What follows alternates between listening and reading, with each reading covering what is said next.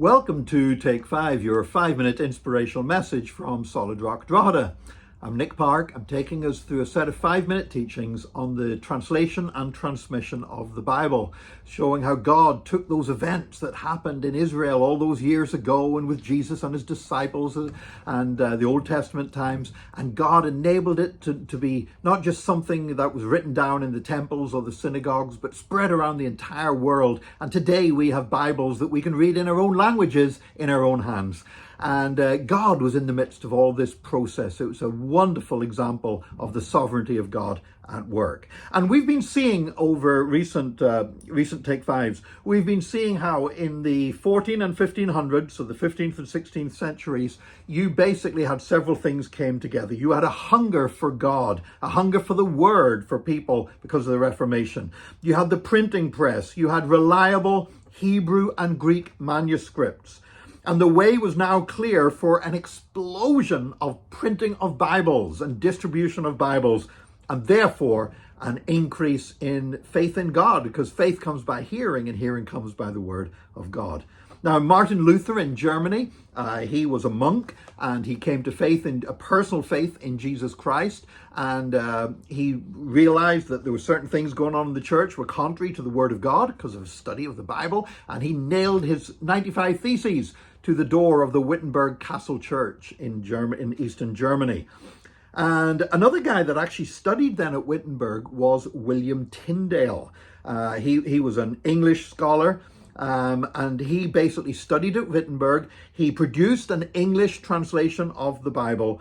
And then he lived in Antwerp because really he wasn't very popular for doing an English Bible, not with the authorities anyway. And so it was a bit risky going back home. But he got his Bibles printed, 3,000 of them, and sent them over to England. And the Bishop of London ordered that all of Tyndale's Bibles had to be gathered and burned.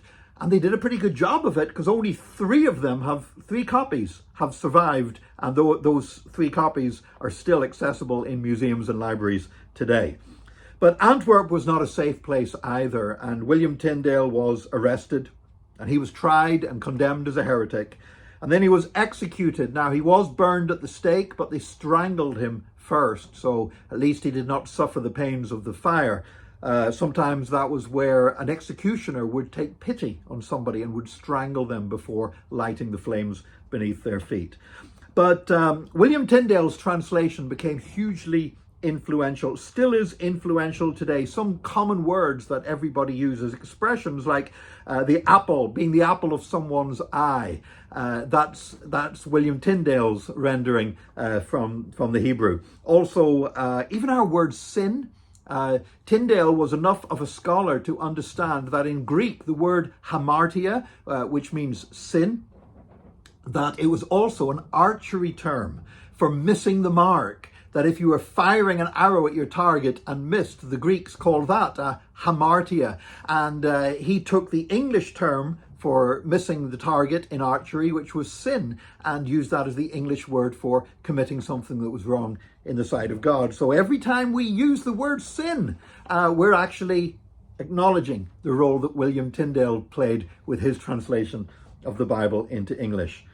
Tyndale died to give the Bible in our language, the language I speak, and he changed the way that people speak English, and he paved the way for every subsequent English translation through which God would speak to his people. And therefore, throughout the English-speaking world, and because of the gospel spreading so much in the English-speaking world, also spreading through missionaries to other countries, people around the world, even those who don't speak English, can be grateful for William Tyndale and that God used this man. He paid for it with his life, but he's part of this great story that put the Bible into our hands, trustworthy, reliable, and in our own language. And so we thank God today for William Tyndale.